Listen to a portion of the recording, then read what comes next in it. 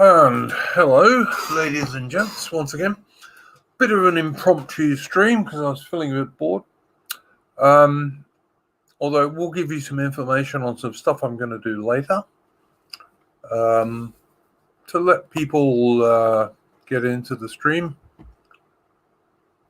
The half dozen or so of you who will, I'm going to give us a bit of music for a minute. Where are we? There we go.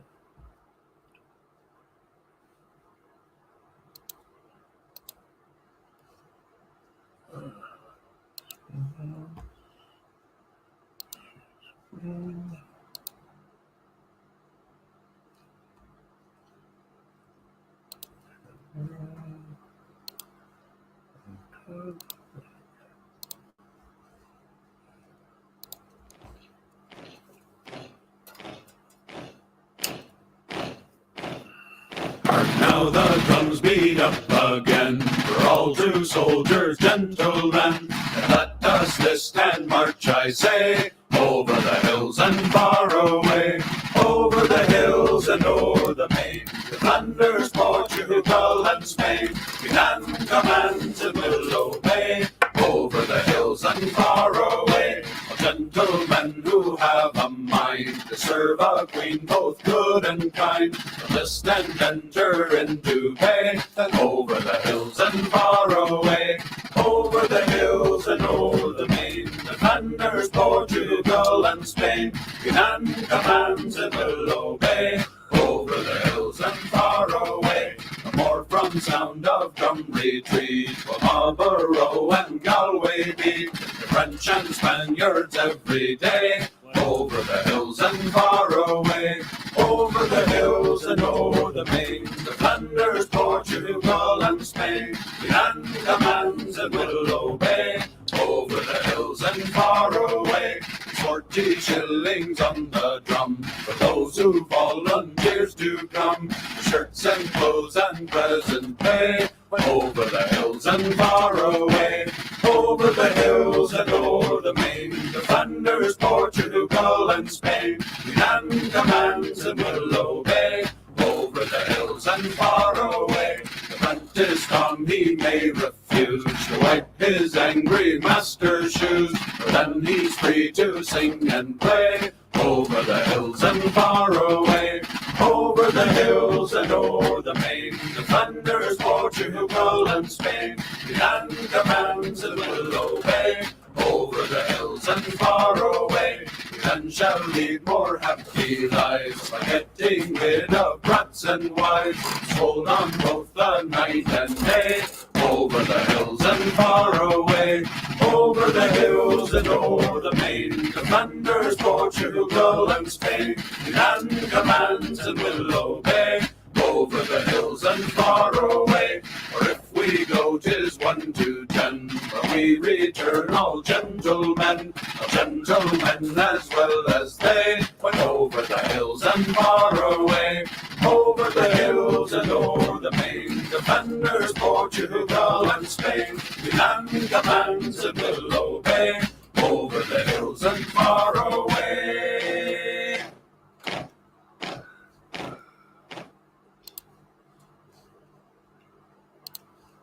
So there we go, boys. Over the hills and far away. A happier version than the one that is played on, or a more upbeat version than the one that is played on the Sharp TV series. And indeed, good day to Unity Valkyrie Mitford.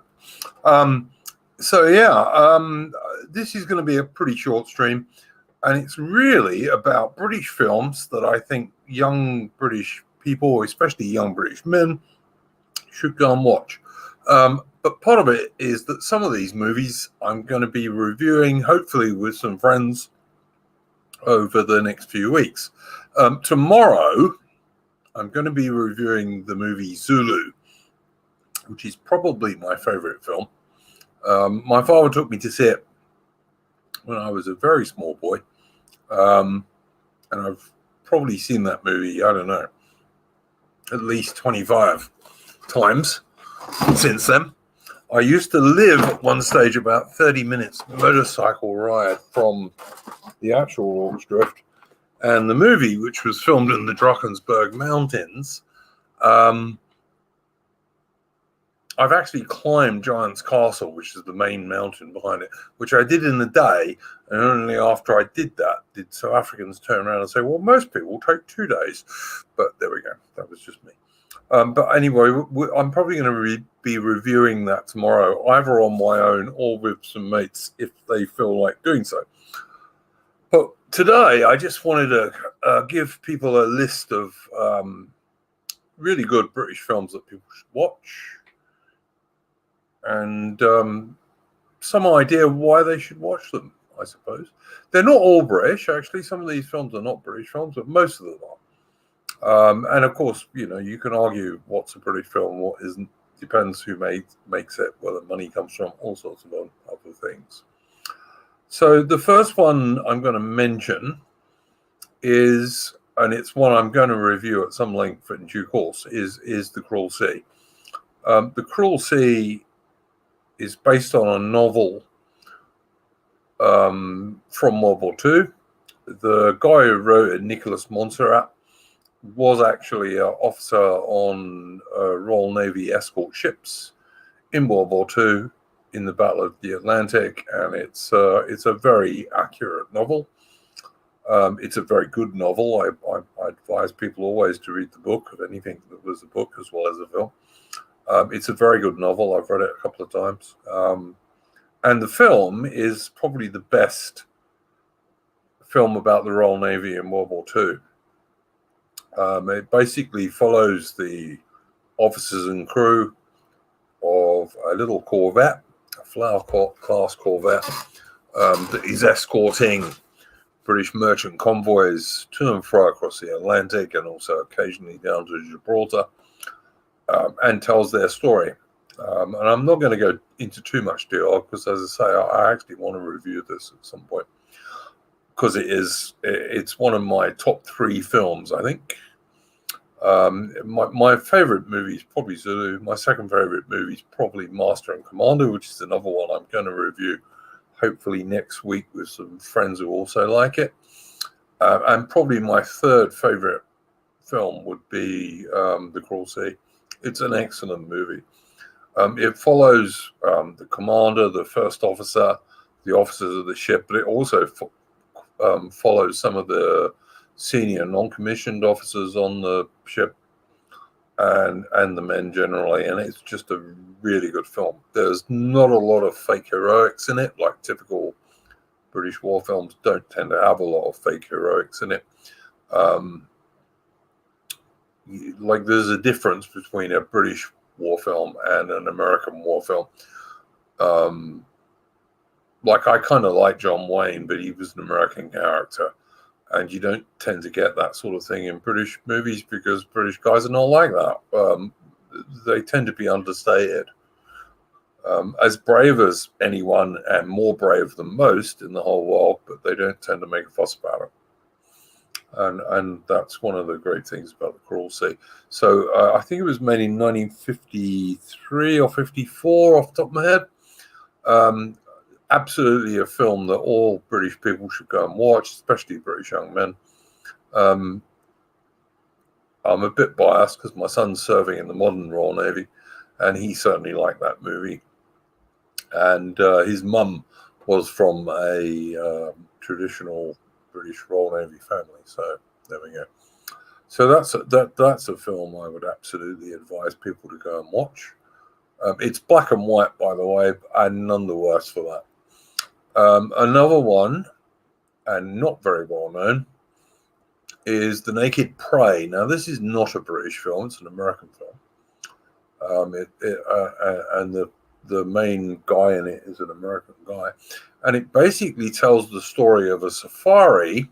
It's set in East Africa, although it was actually filmed in South Africa, but it was set in East Africa, and this is about a safari that is going out to hunt ivory and stuff, and there are some not very pleasant scenes of shooting elephants and stuff, but they weren't done for the movie. They were old film. And the leader of this safari won't pay this African chieftain some money to leave them alone, so they get ambushed, and they get many of them get killed. Some of them get tortured to death. And one bloke, because this African chieftain had known him from previous expeditions, he's given the chance to get away. They strip him naked and give him like a 5-minute start and say, well, off you go, mate. And if you can escape, good luck to you. But you probably won't, because you're going to be followed by all these warriors. Now, it's actually based on a short story which was set in America. And the protagonist was trying to escape from American Indians, or Native Americans, as we are told these days we must call them. But the movie is in Africa, and it works really well. You'll see one or two people that you might even recognize from the movie Zulu in it. And it's a good film. This guy has to use every resource and every piece of brain and courage he has to defeat all of these African warriors who are coming out to kill him. Eventually, he runs into an African Arab slave raiding party, and kind of rescues this little boy, who escapes after his family are killed by the Africans, and the Arabs are doing the slave raiding, and then both of them have to escape. There's not much, there's hardly any dialogue in the movie, but it's just really good.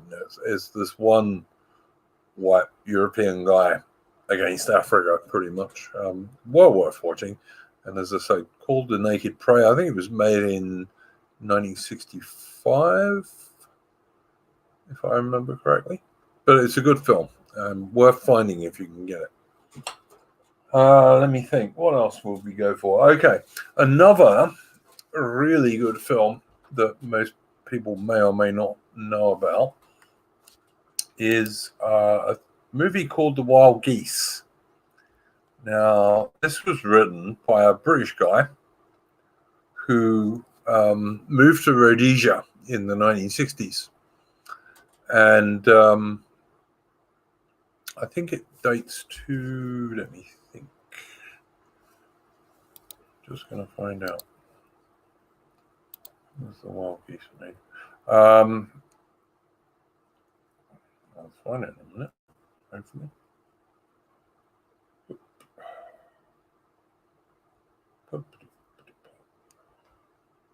That's novel.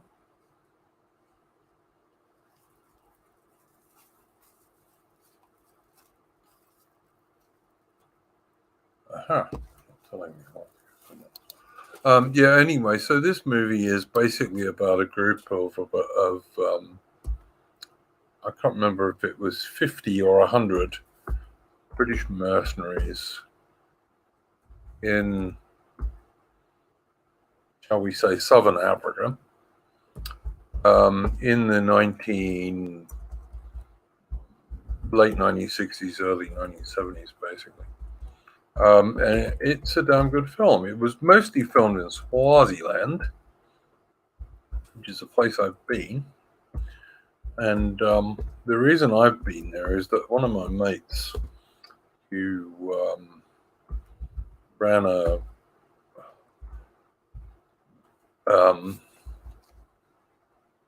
okay, 1978. The Wild Geese was made in 1978.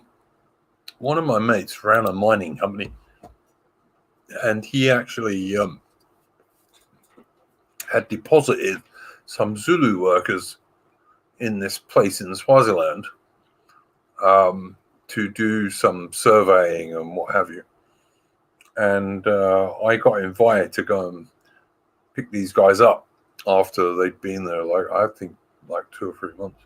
And we went and picked these guys up, and during the period they had a crude, shall we I think there was about 6 Zulu guys, and they'd accrued something like I don't know, 10 or 12 Swazi ladies, shall we say, because black South Africans were like very, very well off compared to people in Swaziland. And this, by the way, was like in, I'm trying to remember now, when was this? It was probably in the 90s, I think. Yeah, it was probably in the 90s. And in the 1990s, South African black guys were a hell of a lot better off than most black people in Swaziland, which had been independent since the 1960s. But that was true of all of these black African countries. Like the best off black guys in Africa were the guys in South Africa, and before that, the guys in Rhodesia. But I'm sure if I was to go on about that, I'd be accused of racism or some nonsense like that. Okay, so let's look at some other good British films. Another one I would suggest people watch is The Four Feathers. Now, The Four Feathers, the original, it's based on a book written in, I think, 1902 or maybe 1901, but like around then. Good book, well worth reading. I have read it. But the original movie version was made in 1939 and filmed actually in the Sudan. Really good film. And it's filmed in color, which was it was one of the earliest color British movies, I believe. But an excellent film, and it's actually been remade at least 4 times since then. I don't really like the most recent one, which was made by a Indian guy who lives in the UK, and that goes on about muscular Christianity as being a bad thing, which I actually don't think it was, but there it is. But the original 1939 film is excellent. There's also one made in the 1950s, which I think was called Storm Over the Nile. Well worth a watch. Good film. Some like the original Four Feathers is a genuine historical epic. It's well worth watching. Let me see, which other ones would I talk about? Okay, Yangtze Incident, the story of HMS Amethyst. This is a 1957 film. It was based on the Amethyst incident in 1948 or 49, if I remember. Now, HMS Amethyst was a little British frigate that was basically looking after British interests on the Yangtze River and various British nationals, and also to some degree Chinese Christians and stuff like that. And communists, because obviously the Chinese were in the middle of their civil war then when the communists won and like killed loads of people, but not so many as they killed after they won. And Amethyst was actually attacked without any warning and badly damaged. I mean, she fought back, but she was a very small frigate. She fought back. A load of guys were killed and wounded, and the Royal Navy squadron in China basically had to organize her rescue. And one of the best things they did was send her a new commander, because the commander of HMS Amethyst was, I can't remember if he was killed or wounded. He was either badly killed or wounded. So they sent her a new commander, a good, resourceful Royal Navy officer. And frigates and destroyers and cruisers closed up on her so she didn't have to go so far to get away from the communist Chinese batteries on both sides of the river. And eventually a plan was worked out where these guys would like escape at night, following behind a Chinese freighter that was going up the river. And when eventually the communists realized what was going on, well, HMS Amethyst would just fire back with every single gun she had and fire away up the river. And it worked. And interestingly, if you've ever been to HMS Belfast, which is moored on the Thames and is a museum ship, she was involved in that rescue. It's a really good film. Good characters, well played.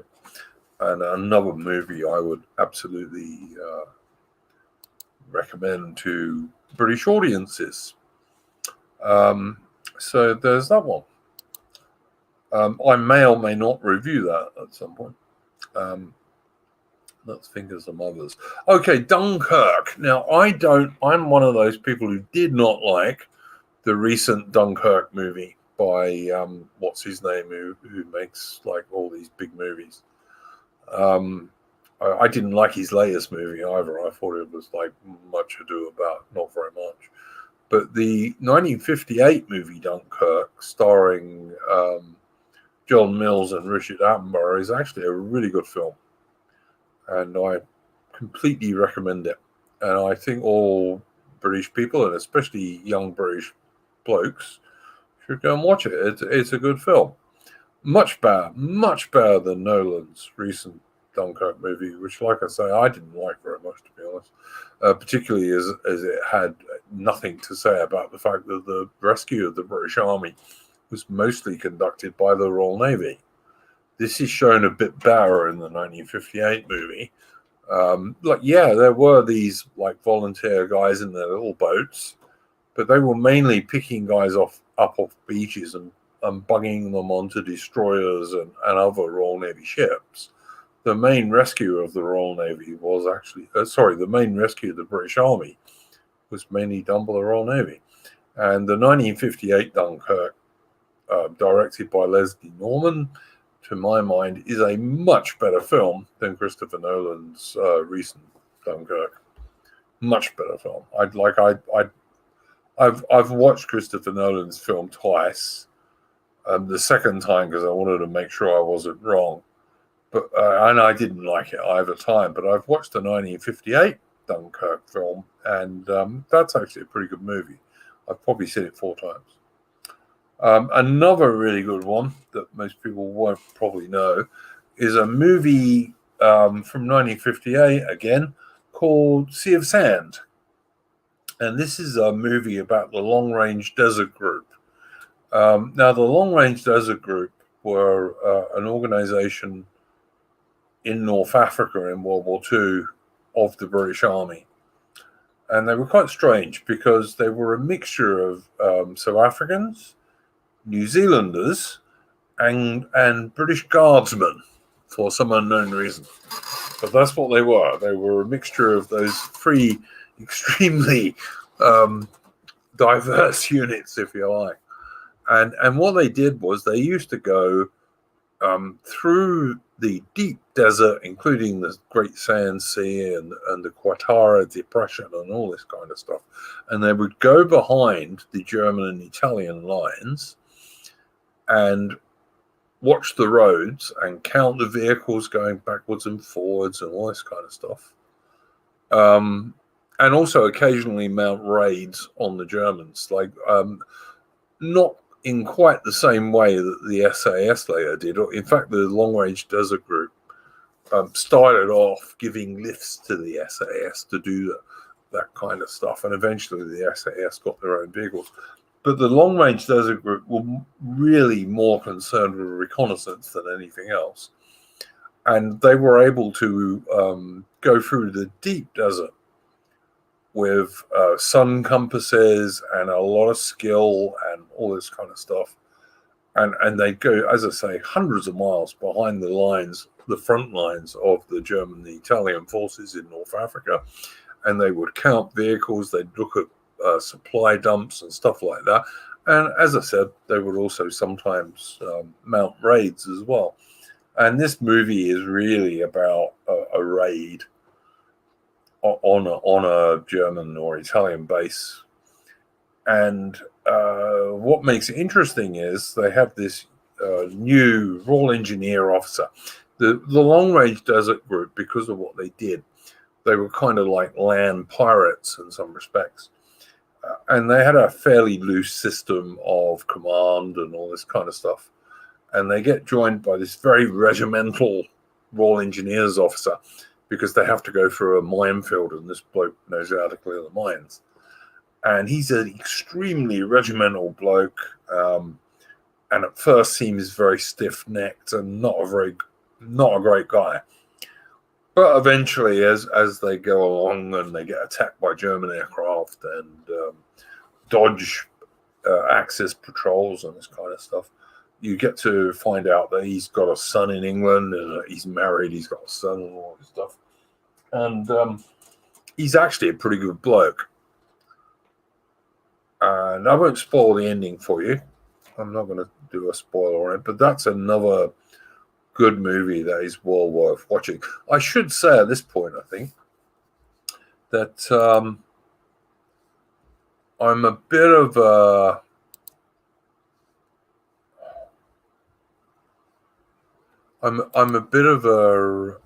fan of the old time stiff upper lip British war movies that used to be made in the 1950s and the early 1960s. They were kind of really British, and I liked them. And I think they had a certain authenticity because quite a lot of the people who made them, including some of the actors, had actually fought in World War II. So they had a certain authenticity to them, and they're certainly very British. You know, you can't confuse a British stiff upper lip 1950s or early 60s war movie with an American film. They're very, very different because we're very, very different people in many respects. So, yeah, CSN, 1958, well worth a watch. Another really good one from 1956 is Reach for the Sky, which is Kenneth More playing the immortal Douglas Bader, the guy who lost his legs in a accident pre-World War II, an accident where he was showing off, it has to be said. Douglas Bader wasn't the nicest of blokes, but he was a fighter pilot, and most fighter pilots are not the nicest blokes, in all honesty. And I speak as someone whose son is a fighter pilot. But although he's a relatively nice one, I have to say. But yeah, so Reach for the Sky is a very good film. This guy, he's a England rugby star. He's in the RAF. He's showing off a bit. He loses both his legs in a low-level crash, and the RAF chucks him out. He doesn't know what bloody hell to do with his life, of course, when that happens. Still manages to get himself a girl because he's got huge amounts of confidence, which is very important for men. They want to get themselves girls. Please note, young guys, it's truth. And then World War II comes along, and of course the RAF by that stage is so desperate for people who can fly, he gets back in and becomes a very considerable fighter leader in the Battle of Britain in 1940, and then subsequently in the basically pretty militarily useless fighter sweeps that the RAF decides to do over Europe. I mean, at that point, the RAF had over 1,000 modern fighters in the UK, and the Luftwaffe had about 300 or perhaps 350 modern fighters in France and Belgium. But instead of sending some of these desperately needed planes to Singapore, they were all kept in Britain, and we all know what happened to Singapore. But nonetheless, Reach for the Sky, 1956, starring Kenneth More, bloody good film. Well worth a watch. Let me think. Here's another one. Another movie I really like, which could come under the title of historical epic, I think. It's not particularly a British film. Is Khartoum from 1966. And that stars Charlton Heston, who is playing Charlie Gordon, the British Royal Engineer officer, and it stars Laurence Olivier playing the Mahdi, which of course everyone would hate these days because the Mahdi was a brown person. I actually think Laurence Olivier plays it pretty well. Charlton Heston plays Charlie Gordon excellently, except for the fact Charlie Gordon was probably about 5'7", and Charlton Heston was much, much taller than that. But other than that, he plays him great. It's a very good film. Gordon had made his name. Well, okay, he fought in the Crimean War to start with as an engineer, and then he had made his name in China helping to end the most bloody war there has ever been in human history before the Second World War. When a group of Chinese called the Wangs were fighting other Chinese people, both lots of Chinese people were butchering everybody. And Gordon, he was known as Chinese Gordon because of this, was put in charge of a Chinese army that was basically not very good. It had Chinese rankers and NCOs, and it was commanded by assorted European officers, some of whom were Americans. And Gordon basically took this not very good army and turned it into a really good army that became known in Chinese as the Ever Victorious Army because it mostly won. And Gordon used to lead this army with nothing as in terms of a weapon other than a cane that he used to stick under his arm, because Gordon was a bit of a nutcase, to be honest, was Chinese Gordon. He was fanatically religious, which is not necessarily a bad thing, but he was. And he absolutely, totally believed, like, if he got killed, it was because God wanted him to get killed. So, fair enough. If you've got that kind of confidence, I guess that's good. And then he became governor of the Sudan, where he spent his time trying to put down the slave trade. And most of Britain's actions in colonial Africa in the 19th century, a lot of them were to do with trying to put down the slave trade. And because the slave trade to North and South America had already been put down and destroyed, mostly by the Royal Navy, the main slave trade that was left in Africa in the second half of the 19th century was the Arab slave trade, which was still huge. And it was enormous in the Sudan. And Gordon's main thing was trying to put down, it was run by Egypt in those days, the Sudan. And Gordon's main thing was trying to put down the Arab slave trade, which he did to a quite large degree. He couldn't stop it totally because the Sudan's an enormous area and he was one bloke. But he did make a very big dent in it. Eventually, he stopped doing that for one reason or another, and went back to UK. And he was about to take a job with the King of the Belgians in the Congo, where he would probably also have been involved in trying to put down the slave trade. But about that time, the Mahdi, who is this religious fanatic guy, typical kind of Islamist, we would call him these days, had arisen in the deep Sudan and beaten a couple of Egyptian minor forces, gathered more people, beaten bigger Egyptian forces, and then he beat an army headed by a British general. It was an Egyptian army with half a dozen British officers, and he managed to destroy this army too. And at that point, the Liberal Prime Minister Gladstone, not a man I have any respect for whatever, Gladstone was a thoroughly bad guy as far as I'm concerned. He had to do something because British public opinion and the press were saying, you got to do something. Because at this stage, Britain was basically running Egypt. And Gladstone didn't want to do anything, and the least he could do would be what he would do, and that was to send Charlie Gordon up the Nile to Khartoum to evacuate the Egyptians there, and also obviously the Europeans and Christians and what have you. And that he thought, well, that's me doing something. The trouble was, when Charlie Gordon got there, he was very quickly surrounded, and he fairly quickly worked out that, I can't evacuate most of these people up the river because they'll get killed, and I've only got a few steamers to do it. So he sent his second in command, bloke called Stuart, if I remember correctly, up the river to try and carry a message.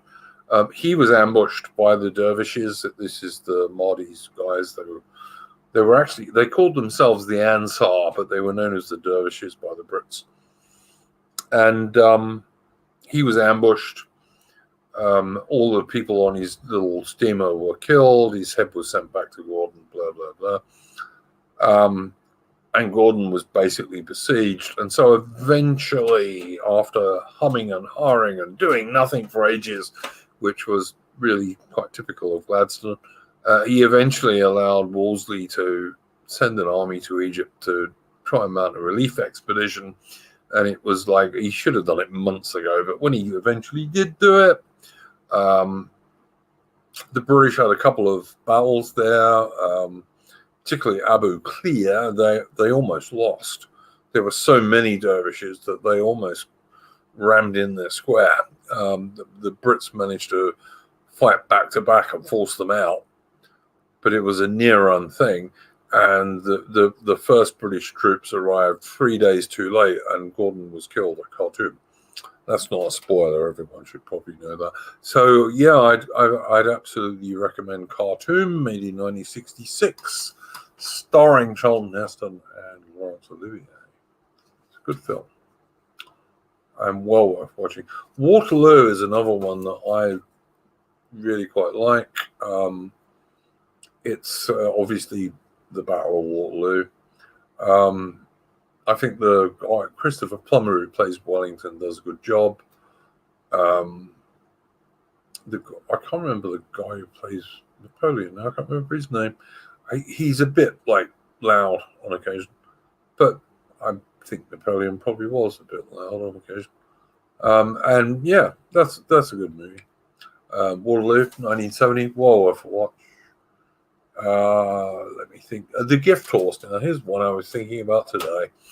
The Gift Horse is it's a 1952 British film starring Trevor Howard and Richard Attenborough, and it's about one of those 50 old destroyers that the Americans gave the British in World War II in return for bases in the Western Hemisphere.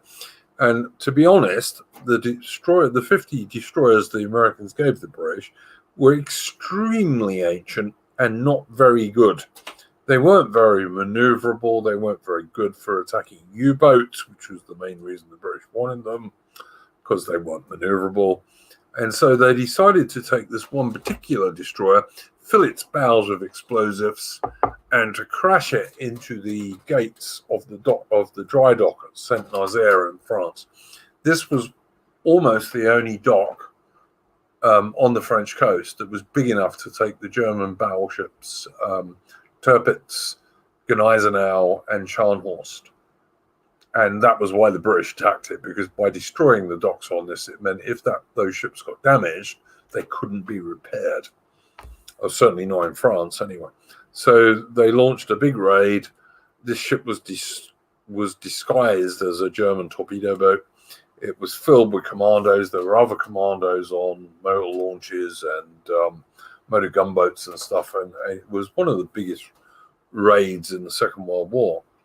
And a guy I know on my Discord, Ataman, who you probably know, because he does, he's done streams with us guys. He knows or used to know a bloke who actually did that raid and then escaped to Spain, which is a considerable deal just on its own. But anyway, yeah, so The Gift Horse is a pretty good movie. Trevor Howard starts off as being a really hard horse commander, but gradually you get to realize he's actually a good bloke and cares about his blokes. It's a very good film. 1952, well worth watching if you can find it. Let me think. What else do we have on here? Care about any of those? No. All right. Yeah, so another one is Sink the Bismarck. That's a pretty good movie. 1960, Kenneth More. And it's basically based on the story of like when the Bismarck and the Prinz Eugen, the German heavy cruiser, were going on a raid. They were intercepted by the old battlecruiser HMS Hood and the very new battleship Prince of Wales, which was like still not working properly. In fact, it still had guys on it trying to fix the turrets. And Hood, which had been due to go in for a refit to have extra armor fitted to it prior to war breaking out in September 1939. Hood was hit by a couple of unlucky shells that managed to penetrate her magazine and blew up, with only 3 survivors out of over 2,000 men. The Royal Navy was understandably pretty pissed by this. And so every British warship that could possibly be drawn from anywhere was sent to kill the Bismarck, and with airstrikes and 1 or 2 other things and a bit of luck and a lot of British pluck, it has to be said. Eventually, the Bismarck was utterly destroyed and sunk by 2 other British battleships that were not old and not desperately new and not even fully trained. So Sink the Bismarck, Kenneth More, 1960, another good film, well worth watch if you're a British person. Another one I would say that is worth seeing, if you hadn't, I think most people have, is The Battle of Britain, 1969, stars Michael Caine, Laurence Olivier, and a host of other people. The young pilots in the Battle of Britain were immensely brave. They went up 3 or even 4 times a day, outnumbered sometimes 50 to 1. And they did outfight the German Luftwaffe, the German Air Force. They gave them far more casualties than they took, and the Germans eventually thought, well, this is no bloody good, and they stopped. So I'll take nothing away from the young pilots of the RAF Fighter Command in 1940, but it is worth bearing in mind that the Germans couldn't invade Britain in 1940 because the Royal Navy was much more powerful and strong than the German Navy. And even if the RAF had lost the Battle of Britain, they could have withdrawn their squadrons north of the Thames, and the Germans couldn't do much about it from there because their fires only had the range to go over London for about 10 minutes. And a German invasion was never on. Like, had the British Air Force lost the Battle of Britain, well, that would have been bad, and the RAF would have had to have withdrawn north of the Thames, like I say. But the Germans had no chance of actually invading. Like, half the German Navy, and it wasn't a very big Navy to start with, was actually sunk in the Norwegian campaign, either by the Norwegians or by the Royal Navy. So that by the time 1940 came along, the Germans could not escort the landing ships and what have you that they had over to England. And even if they could do that with a bit of luck on one night, the Royal Navy would have simply sailed south and cut their supply lines the next evening. And German air power would not have been able to stop that, because in 1940, aircraft were not very good at sinking ships if the ships were moving and at sea. So, like I say, the young Battle of Britain pilots absolutely deserve all their fame, and they were absolutely, truly heroic, but they didn't save the UK single-handedly. The main reason the Germans couldn't invade in 1940 was really the Royal Air Force, more than anything else. Couple of honourable mentions. I'll talk about Above Us the Waves. That's a 1955 British film. Stars John Mills, like a lot of them do back then. And that's about British miniature submarines that were used to not destroy, but really badly damage the German battleship Tirpitz, so that she was useless for like about 8-9 months. Eventually, the RAF sank her with like these huge great bombs that were specially developed to do it. But the Royal Navy, they did that. They also did a couple of carrier raids with aircraft, and basically kept her so damaged she was mostly useless with the Germans. So that's another one worth watching. Above Us the Waves, 1955. There's also, I can find it. There's also the Battle of the River Plate, 1956, which is about the 3 British cruisers defeating the German pocket battleship Graf Spee in 1939. There was the heavy cruiser Exeter, which had 6 8-inch guns, and the 2 light cruisers Ajax and Achilles, one of which was actually manned by New Zealand, eventually became part of the Royal New Zealand Navy. And they had 8 6-inch guns each, and they were fighting the Graf Spee, which was a German pocket battleship, which was really a very, very big cruiser with 6 11-inch guns on it, plus, if I remember correctly, I can't remember if it was 6 or 8 5.9-inch guns as well. And these 3 British cruisers managed to defeat Graf Spee. Graf Spee had to run away and go into Montevideo, and eventually, partly because the British had convinced her there were more big British ships outside than there were, the Germans sculled themselves rather than lose, which has never made very much sense to me, really. I mean, but the Germans have always done that. Like, rather than lose, it's better to sink yourself. It's not quite what the Royal Navy always thinks. But anyway, Battle of the River Plate, 1956, pretty good movie. The only thing I don't like about it is an American heavy cruiser is playing Graf Spee, which doesn't look anything like Graf Spee. Whatever. But yeah, it's okay. It's not a terrible movie, I guess. So that's probably most of them. Oh yeah, the other one, my second favorite movie, and I'm going to review this next week, hopefully with some friends, is Master and Commander of the Far Side of the World, released in 2003. It's directed by the Australian director Peter Weir, stars Russell Crowe and Paul Bettany, and is absolutely the best movie that's ever been made about the sailing navy of the Nelson era. It's a great film. I'm not going to talk too much about it now because, like I say, I'm going to review it next week. But the books it's based on, I will talk about. It's based on the books by Patrick O'Brian. There are 20 or 21 books, I'm trying to remember. I've read them all. I've read some of them 5 times. I've read most of them at least twice. Great books. Really fabulous. If you like the Hornblower books and TV series, and I think there was also a movie of Hornblower as well. If you like those by C.S. Forrester, Patrick O'Brian is even better. His 18th century language is almost spot on. His understanding of the way the Royal Navy worked in the early 19th century is pretty unrivaled.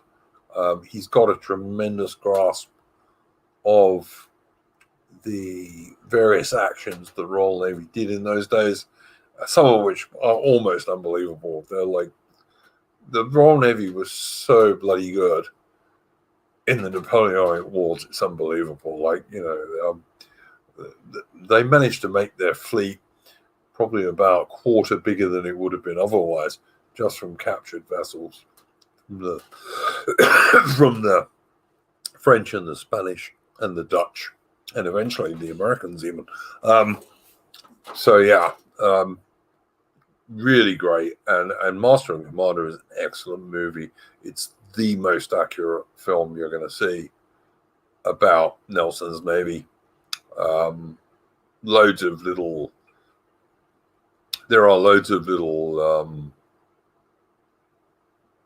good details in the movie.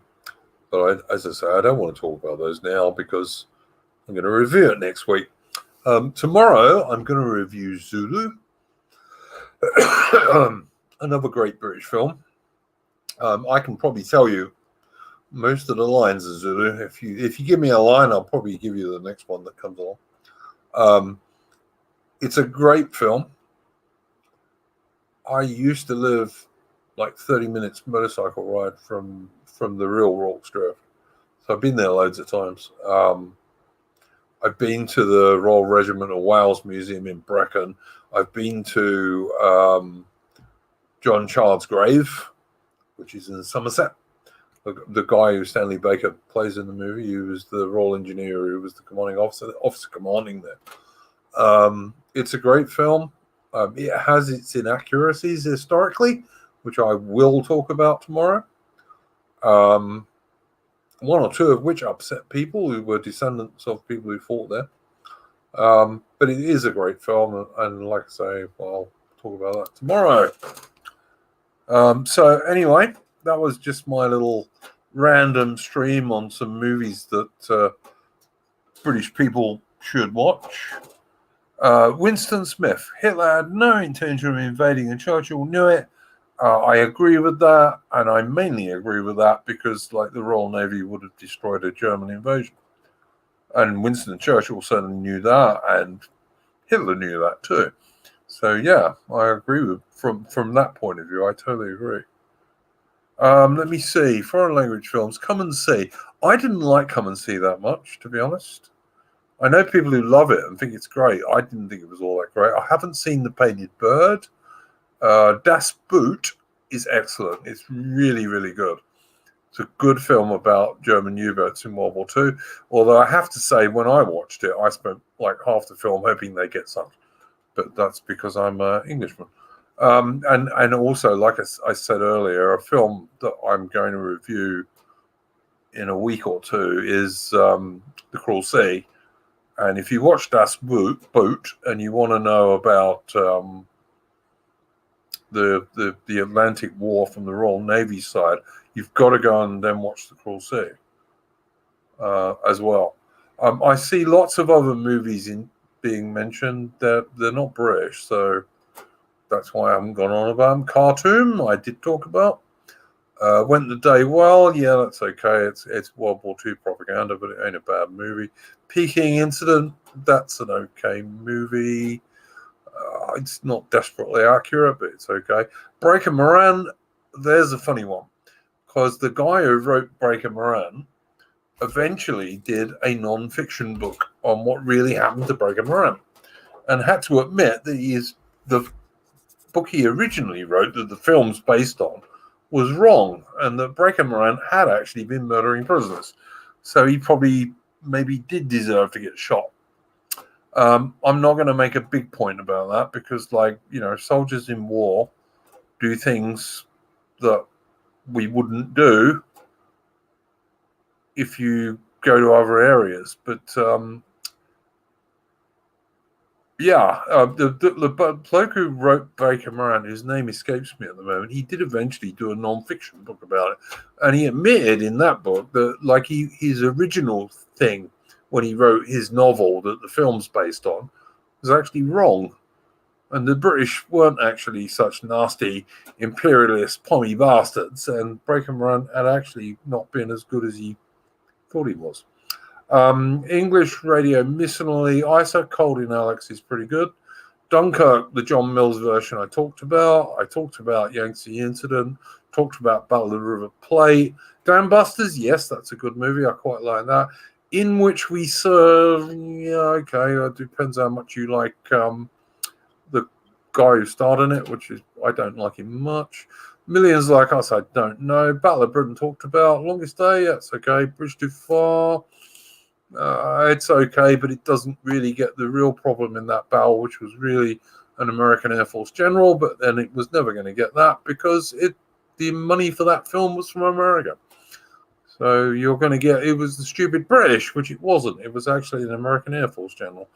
But there we go. Sorry, an American airborne general, I should say. So I'm not going to totally agree with that. Ice Cold in Alex, yeah, that's a pretty good movie. I don't mind that movie at all. I think it's quite good, but it's pretty well known. I would say, what was the one I was talking about earlier? If you like Ice Cold in Alex, I would strongly suggest you go and watch Sea of Sand, which I think is a better film. I actually think that's a better movie. There's no chicks in it because it's like an accurate war movie, and like there aren't any chicks in most war. Even today, when people pretend that there are chicks in most war, there isn't. You know, like women don't tend to find themselves on the front line all that often, and they actually find themselves on the front line more often than they should, which is never, in my opinion. Henry V, yeah, I like that. Black Narcissus, I think I've seen that, but I don't remember it. I like Henry V. The 1944 version's okay. The Kenneth Branagh one is a little bit more accurate, but yeah, okay. But it's Shakespeare, so, you know, whatever. They're both good. I think that's everyone, isn't it? I don't think anyone else has said anything. All right, guys. So that's what I have to say on all that stuff. Like I say, tomorrow I'm going to review Zulu. It'll probably be a bit later than this. I guess it'll probably be like 5 or 6 UK time. I might or might not have someone else come to review it with me. It depends. Some people need a bit of notice. Some people haven't seen it. But if not, like I say, it's a movie I know really well. And the actual battle I know really well too. So we'll talk about that. And thanks for joining us. And I'm going to play us out on a little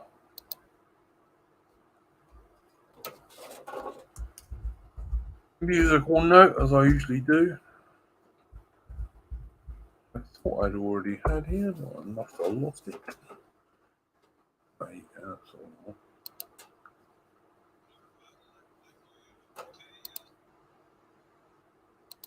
Okay, so I'm going to play us out a little musical note. Yep. I'll do that. Show audio. Sorry, guys, I'm talking to myself. You know. There we go.